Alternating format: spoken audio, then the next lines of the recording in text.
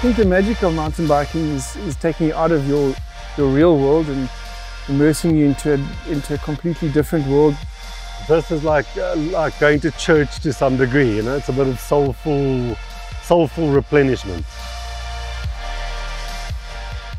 You know, work entrenches you in your life and you become so bogged down in your day-to-day stuff, and then you have the opportunity to ride out here and see actually how simple life can be. And Swaziland still has that magic about it, that it's simple yet functional and happy. People are happy here.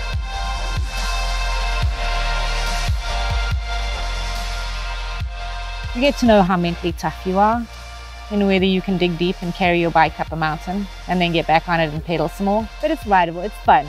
It is fun. I'm not intimidated by it, but I am challenged by it. There's something about this thing. I wish I could explain it.